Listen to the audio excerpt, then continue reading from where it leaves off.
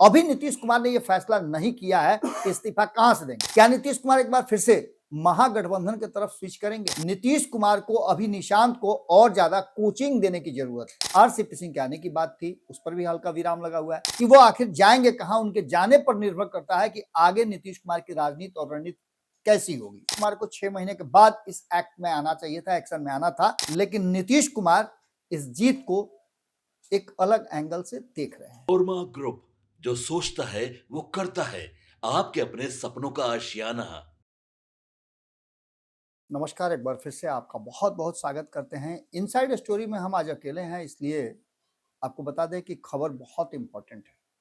आपने देख लिया होगा जो मैंने लिखा है या जो हेडलाइन आप देखे होंगे वो बिल्कुल सही है। पिछले कई दिनों से मैं लगातार आपको बता रहा हूं कि बिहार में अचानक से राजनीति ने ट्विस्ट लिया है। नीतीश कुमार के दिल्ली जाने की जो चर्चा थी, उस चर्चा में हल्का सा एक ट्विस्ट आया है और उस ट्विस्ट के बाद पिछले 48 घंटों के मंथन के बाद बिहार ने राजनीतिक रंग बदला है। अब इसको लेकर के 4 लाइनों से मैं शुरुआत करूंगा। ये मेरी बहुत पुरानी लाइन है कि हमरा उनका से कोनो अब अनबन नहीं खे, हमरा उनका से कोनो अनबन नहीं खे, बात खाली अतने कि अब मन नहीं खे, बात खाली अतने कि अब मन नहीं खे, हम अपना के तनी समझा रहल बानी, हम अपना के तनी समझा रहल बानी, तहरा के लेके कोनो उलझन नहीं खे। यानी सीधी तौर पे आप इस बात को अगर समझना चाहते हैं तो ऐसे समझ सकते हैं कि नीतीश कुमार को इस्तीफा देना है। नीतीश कुमार को इस्तीफा देकर के ही दिल्ली प्रोसीड करना होगा। नीतीश ने ये मन बना लिया था कि वो राज्यसभा जाएंगे, अब तक वो राज्यसभा नहीं गए हैं। अब तक यही बातें कही जा रही थी, जिसकी हमने पल पल के अपडेट और सूचनाएं आप तक दी है। लेकिन कल हमने आपको बताया था कि पिछले 24 घंटे से जो मंथन चल रहा है एक अन्य मार्ग में, वो मंथन सामान्य नहीं हो सकता है, क्योंकि होली के दिन जो मंथन चला उसने कुछ और कहानी कह दी। 5 तारीख को जब नीतीश कुमार नॉमिनेशन करने के लिए राज्यसभा के लिए गए, उससे पहले 24 घंटे तक एक अन्य मार्ग में माहौल बड़ा ही अजीबोगरीब था। रूठने, मनाने, हंसने, रोने, ये सभी प्रक्रियाओं से गुजरा और जीवन के जितने रस रंग है वो सब कुछ एक अन्य मार्ग में चला। अंत में जो परिस्थितियां बनी वो सबको पता है। नीतीश कुमार ने आखिरकार नॉमिनेशन फाइल किया और निशांत की जो अवेटेड एंट्री थी जदयू में वो हो गई। इसके बाद चुनाव हुए। 16 तारीख को 6 लोगों में 5 लोग चुन के गए और पांचों एनडीए से गए।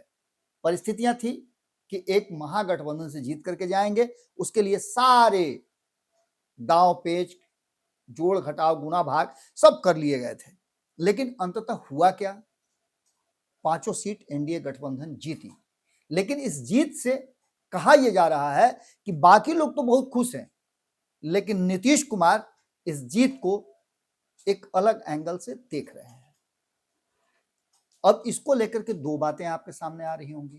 पहली ये कि क्या नीतीश कुमार, जो पिछले 48 घंटे से एक अन्य मार्ग में उठक बैठक चल रहा है, जो विभिन्न तरह से चर्चाएं चल रही हैं और अलग अलग स्तर पर मीटिंग्स हो रही हैं, उन बैठकों और मीटिंग्स का मायने क्या है? बहुत तेजी से निशांत कार्यक्रमों में जा रहे हैं, चाहे वो गुरुद्वारा जाने की बात हो, चाहे वो मस्जिद में जाने की बात हो या फिर मंदिर में जाने की बात हो। लगातार निशांत हर जगह जा रहे हैं और नीतीश कुमार का विकल्प बनने के लिए वो अपने आप को तैयार कर चुके हैं। एक चर्चा बहुत जबरदस्त चल रही थी कि भारतीय जनता पार्टी बिहार में अपना मुख्यमंत्री देगी और इसीलिए ये सब कुछ किया गया है, पूरे प्लान के तहत था। हालांकि कहा तो ये भी जा रहा है कि नीतीश कुमार को 6 महीने के बाद इस एक्ट में आना चाहिए था, एक्शन में आना था, लेकिन उससे पहले ही माहौल बन गया और नीतीश कुमार दिल्ली के लिए तैयार हो गए। सबसे बड़ी बात कि ये 24 से 48 घंटों का जो एक फ्रेम है, इस फ्रेम में 2-3 बातें बड़ी महत्वपूर्ण हुई है। हमने आपको बताया था केसी त्यागी ने इस्तीफा दिया है। इस्तीफा कब दिया? जब 16 तारीख को नीतीश कुमार राज्यसभा के लिए चयनित हो गए।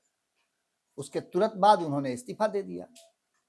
इस्तीफा देने के बाद कहा यह जा रहा था, हमने भी खबर करके आपको बताया था कि वो आखिर जाएंगे कहां। उनके जाने पर निर्भर करता है कि आगे नीतीश कुमार की राजनीति और रणनीति कैसी होगी, क्योंकि केसी त्यागी नीतीश कुमार के बहुत पुराने साथी हैं और इतना ही नहीं, नीतीश कुमार के सलाहकार भी रहे हैं। इससे भी बड़ी बात कि नीतीश कुमार के आंख नाक कान दिल्ली में यही हुआ करते थे, ये मैं कई बार आपको बता चुका हूं। अब ऐसी स्थिति में केसी त्यागी का नीतीश कुमार से अलग होना, और वो भी तब जब नीतीश कुमार दिल्ली में जा रहे हैं, तो कुछ कहानी तो जरूर है। केसी त्यागी ने अपना आगे का राजनीतिक सफर तय कर लिया है और वो आरएलडी के साथ चले गए हैं। खैर, उनका राजनीतिक जो यात्रा भी रहा है उसी तरह से समाजवादियों और विभिन्न तरह के संघर्ष करने वाले नेताओं के साथ रहा है। अब इसमें सबसे बड़ी बात यह शुरू हो रही है, केसी त्यागी तो गए, आरसीपी सिंह के आने की बात थी, उस पर भी हल्का विराम लगा हुआ है, हालांकि चर्चाएं भीतर चल रही हैं। लेकिन उन सबके बावजूद नीतीश युग की शुरुआत क्या हो गई है? अगर हो गई है तो क्या नीतीश कुमार को यह भरोसा है कि निशांत अब सब कुछ संभाल लेंगे? इस पूरी कहानी में नीतीश कुमार को अभी निशांत को और ज्यादा कोचिंग देने की जरूरत है। उनको ओपनिंग करने के लिए उतार तो दिया है, लेकिन अभी उनको किस बॉल पे कैसे खेलना है, कहां डक करना है, किसको स्क्वायर कट मारना है, ये सब कुछ सीखना है। राज्यसभा चुनाव के दिन जो समीकरण भारतीय जनता पार्टी ने बनाया था, वहीं से नीतीश कुमार का मूड चेंज हुआ है। आपको बता दें कि यह चर्चा तब से चल रही है जब 123 का जुगाड़ करने का भारतीय जनता पार्टी ने पूरा ताना बाना बुन लिया था। उसके जोड़ घटाव गुणा गणित सब जोड़ लिए थे, लेकिन सफल नहीं हो पाई, थोड़ा सा पीछे रह गई। हालांकि 5 सीट तो उसने जीत लिया, लेकिन इन सब के बावजूद अब नीतीश कुमार के बारे में यह भी कहा जा रहा है, चर्चाएं जबरदस्त हैं।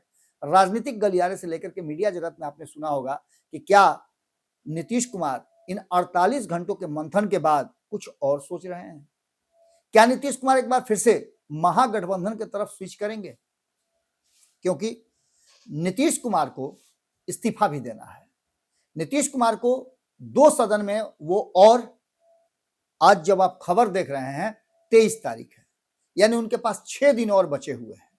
इन 6 दिनों में अगर नीतीश कुमार एमएलसी की कुर्सी से, एमएलसी के पद से, एमएलसी के सदस्यता से इस्तीफा नहीं देते हैं, तो उनकी राज्यसभा की सदस्यता स्वतः समाप्त हो जाएगी। ये बात हमने आपको बताया था। उसके बाद से आपने देखा होगा कि मीडिया में धक्का-धक्की ये खबर चली।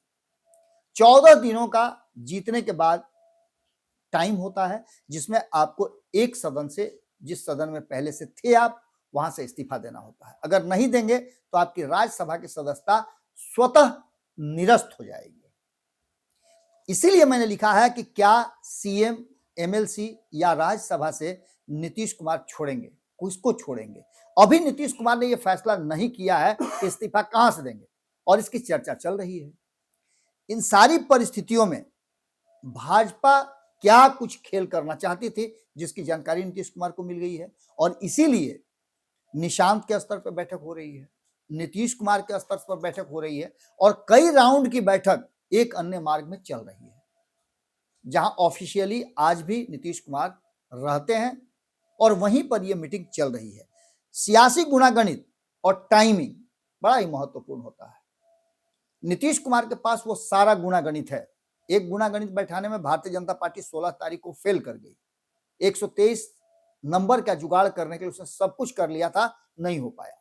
लेकिन नीतीश कुमार के पास अभी भी 126 का जुगाड़ है, और जो कॉन्फिडेंस विपक्ष का नजर आ रहा है, जिस तरह से विपक्ष इस चुनाव को राज्यसभा हारने के बाद भी यह बात कह रहा है कि बिहार में बड़ा खेल होगा, बिहार में बड़े राजनीतिक उथल पुथल देखने को मिल रहे हैं, नीतीश कुमार कभी भी कोई बड़ा फैसला ले सकते हैं, यह कितना सच है? इस बात को लेकर के मंथन तो चल ही रहा है, लेकिन नीतीश कुमार को इस्तीफा देना है, और उनको इस्तीफा पहले एमएलसी की कुर्सी से देना होगा। कब यह तय होगा कि नीतीश कुमार राज्यसभा जा रहे हैं, और वो भी 30 तारीख तक 30 तारीख के मध्य रात्रि तक उनके पास टाइम बचा हुआ है। अगर वो इस्तीफा दे देते हैं, क्योंकि नीतीश कुमार ने जनता दल यूनाइटेड के अध्यक्ष पद पर अपने आप को एक बार फिर से निर्वाचित होने के लिए, चयनित होने के लिए, मनोनीत होने के लिए फॉर्म भर दिया है, नॉमिनेशन कर दिया है। उनका नॉमिनेशन संजय झा ने दिल्ली में किया है और ये राष्ट्रीय कार्यकारिणी और राष्ट्रीय परिषद की बैठक में क्लियर हो जाएगा। अब क्लियर तो है ही कि नीतीश कुमार ही अध्यक्ष बनेंगे। इस सियासी गुणागणित में नीतीश कुमार को पहले एमएलसी से इस्तीफा देना है, उसके बाद उनको मुख्यमंत्री की कुर्सी देना है। तो पहले चरण का इस्तीफा उनका 30 तारीख तक अगर हो जाता है, जो कि मुझे लग रहा है कि होगा, और करने के बाद उनके पास एक और मौका रहता है दूसरे पद से इस्तीफा देने का, जो मुख्यमंत्री का है। पहले एमएलसी के पद से वो इस्तीफा दे देंगे तो राज्यसभा के लिए स्वतः अधिकारी हो जाएंगे, लेकिन उनके पास समय है बिहार में मुख्यमंत्री अभी बने रहने का। तो फिर मुख्यमंत्री की कुर्सी से इस्तीफा कब देंगे? क्या नीतीश कुमार जिन नामों को ला करके उनके सामने रखा गया था भाजपा के द्वारा, उस नाम पर उनकी चर्चा हुई? क्या इन चर्चाओं में औपचारिक सहमति बनी या नहीं बनी? क्या नीतीश कुमार को ही फैसला करना है कि उनका उत्तराधिकारी सीएम कुर्सी पर कौन होगा? जदयू का उत्तराधिकारी कौन होगा ये तो उन्होंने कह भी दिया और जदयू के लोगों ने स्वीकार भी कर लिया। ललन सिंह के जवाब से भी आप सुनिए कि नीतीश कुमार की पार्टी है, नीतीश कुमार जो फैसला करें। अब इसमें दो बातें हो सकती है, उनका टोन भी हो सकता है कि नीतीश कुमार ने पुराने फैसले को क्या बदल दिया, जैसा कि ललन सिंह पहले कह रहे थे, संजय झा कह रहे थे, विजय चौधरी कह रहे थे, जिसकी चर्चा मैंने की भी थी आपसे, कि सभी कह रहे थे कि नीतीश कुमार को फैसला लेना है कि राज्यसभा जाएंगे। लेकिन अब वही कह रहे हैं कि नीतीश कुमार की पार्टी है और नीतीश कुमार क्या फैसला करेंगे, नीतीश कुमार हैं, थे और आगे भी रहेंगे, बिहार में ही रहेंगे। यानी कि क्या यहां पर आकर के पेच फंस गया है? पूरी तरह से 48 घंटे में ये पूरा बिहार की राजनीति जो है 90 डिग्री घूम रही है, उसके बाद 180 डिग्री तक आने के लिए तैयार है। क्या फिर से जहां से हम चले थे, जहां से शुरुआत हुई थी बिहार की राजनीति की, 2025 के चुनाव में जो परिणाम हमारे सामने आए थे, नीतीश कुमार ही मुख्यमंत्री होंगे, नीतीश कुमार के चेहरे पर चुनाव लड़ा गया था, तो क्या फिर से 2025 से 30 फिर से नीतीश ये होगा? इन सभी बातों पर नीतीश कुमार के फैसले का सबसे बड़ा असर होना है। 26 मार्च तक समृद्धि यात्रा पर नीतीश कुमार रहेंगे, यानी 26 मार्च तक नीतीश कुमार बिहार में हैं। आगे उनकी क्या स्थिति होती है, क्योंकि 27-28 को संभवतः उनके राष्ट्रीय कार्यकारिणी और राष्ट्रीय परिषद की बैठक है, उस बैठक में भी यह फैसला लिया जा सकता है कि नीतीश कुमार के लोग समृद्धि यात्रा का पूरा लब्बो-लुआब, समृद्धि यात्रा से जो फीडबैक आया है उसका, या उनकी पार्टी के अधिकांश लोगों की मर्जी क्या है। 27-28 को राष्ट्रीय कार्यकारिणी और राष्ट्रीय परिषद की बैठक में नीतीश कुमार को लेकर के फैसला होगा कि नीतीश कुमार दिल्ली जाएंगे या फिर बिहार के मुख्यमंत्री बने रहेंगे। यानी कि उसके बाद भी 48 घंटे का समय रह जाता है।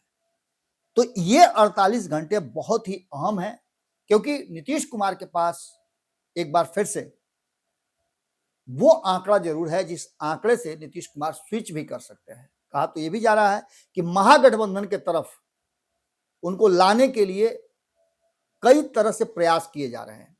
देश भर के गैर भाजपाई दलों का एक बड़ा कुनबा जो है वो नीतीश कुमार से संपर्क कर रहा है कि नीतीश कुमार को भारतीय जनता पार्टी का साथ छोड़ देना चाहिए। नीतीश कुमार क्या फैसला लेंगे, ये बिहार की राजनीति का ट्विस्ट कहां जाएगा, ये देखना बड़ा दिलचस्प होगा। नीतीश कुमार का इस्तीफा कहीं ना कहीं चर्चा का विषय बना हुआ है और इस पर एक पेच फंसा हुआ है। अब इस पेज से नीतीश कुमार निकालते हैं या फिर और एक गुना जो है टाइट कर देते हैं, ये देखना बड़ा दिलचस्प होगा। निश्चित रूप से बिहार और बिहार की राजनीति इस देश की राजनीति को चक्कर की तरह घुमाती है, एक बार फिर से घुमाना शुरू कर चुकी है, क्योंकि लोकतंत्र की जननी है और यहां नहीं तो कहां राजनीति होगा। नीतीश कुमार के फैसले पर हमारी नजर है, क्या होगा, कैसे होगा और क्या नीतीश कुमार तैयार हैं। सिर्फ ये एक इल्यूजन क्रिएट किया जा रहा है बाकी सब चीजों से ध्यान हटाने का, या फिर कोई और बात है। जैसे हमें जानकारी मिलती है हम आपके लिए भीतर से निकाल करके लेकर के आते हैं। एक बहुत महत्वपूर्ण बात, बिहार दिवस कल ही था और बिहार दिवस पर बिहार में तो कार्यक्रम हुए ही, अलग अलग राज्यों में जहां जहां बिहारी हैं वहां हुआ।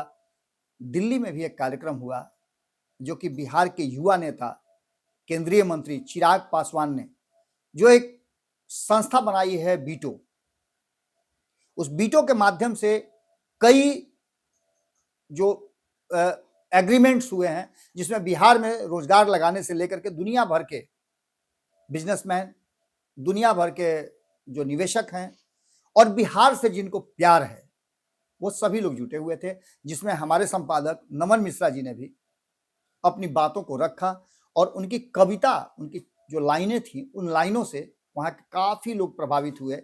यहां तक कि चिराग पासवान ने उनको इसके लिए बहुत बहुत धन्यवाद और बधाई भी दिया। दिल्ली के मंच पर उन्होंने जो कुछ भी किया, जो कुछ भी बिहार के बारे में कहा, हम चाहेंगे कि वो आप एक बार सुन जरूर लें, क्योंकि अगर बिहारी हैं तो आपका फर्ज बनता है कि बिहार कैसे विकसित हो, बिहार की समस्याएं कैसे समाप्त हो, बिहार ग्लोबली अपनी पहचान कैसे बना के रखे और बिहार से पलायन कैसे रुके। इसके लिए जरूरी है कि हर बिहारी सोचे।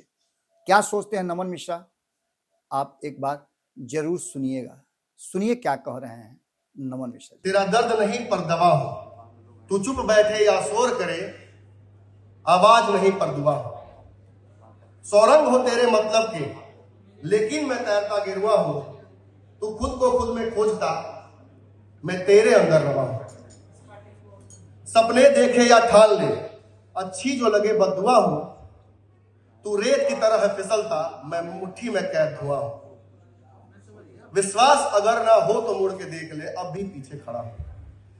जिस बिहार की कल्पना हम सभी ने की है, जिस बिहार को हम सभी अपने सबसे बेहतर सपनों में देखते हैं, उस बिहार की कल्पना का एक छोटा सा अध्याय है। आपके सपनों को हमने सजाया है, ई होम्स पैनोरमा को हमने बनाया है। ई होम्स मेरा एक सपना था जिसपे मैं पिछले 4 साल से काम कर रहा था। हमने जो बनाया है वो सबने है माना। ई होम्स पैनोरमा में हो आपका भी आशियाना। और फाइनली हमने 2021 में इस प्रोजेक्ट को लॉन्च किया। बहुत लोग अप्रिशिएट कर रहे हैं कि पूर्णिया जैसे शहर में, बिहार के, एक तो बिहार की बात करें उसमें भी पूर्णिया जैसे छोटे जगह में इस तरह का लाइफस्टाइल देना, ये सुन के हम लोगों को बहुत अच्छा लगता है। ई होम्स में हमने कुछ और भी किया है, जैसे हम जिस जगह में रह रहे हैं हमारे फैमिली सिक्योर हो, उनको सिक्योरिटी का ध्यान में रखा है। आपकी सुविधा और सुरक्षा आपके लिए खास है, ये आपका विश्वास है। इसमें आर्टिफिशियल इंटेलिजेंस का 7 लेयर सिक्योरिटी का हमने इस्तेमाल किया है। लस ग्रीन कैंपस को बनाया है, यदि हमारा बाउंड्री वाल है तो वो वर्टिकल गार्डन है। ये जितनी भी फैसिलिटी होता है एक इंटरनेशनल टाउनशिप में ई होम्स है, ये हम लोग विश्वास नहीं कर पा रहे हैं। जो भी हमारे मित्र, दोस्त या जो भी हमारे बाहर के बाहर आते हैं तो हम लोगों को बहुत अच्छा सुनने को मिलता है और बहुत अच्छा क्रेडिट मिल रहा है। वो सारा हमने सिर्फ एक बिल्डिंग नहीं बनाया, हमें एक बहुत अच्छा लाइफस्टाइल दिया ई होम्स में, और मेरा एक सपना था जिसको मैं आज फुलफिल होते हुए देख पा रहा हूँ। ये आपका आवास है। ई होम्स पैनोरमा में अब आपका निवास है। E homes panorama, luxurious lifestyle redefined. Panorama group, जो सोचता है वो करता है। अगर ये वीडियो पसंद आई और वह बिहार के राजनीति और बिहारियत से सरोकार रखेनी तो सब्सक्राइब बटन दबा के चैनल के सब्सक्राइब कर ली। ओजे एगो घंटी बा, ओकरा बटन दबा देला से कुल सटीक और मारक खबर रुआ मुफ्त में मिल जाई। अगर रुआ पत्रकारिता के हमनी के नया प्रयोग में सहयोग कर चाहतानी तो ज्वाइन बटन दबा दी। पेटीएम नंबर नोट कर ली 9386816700।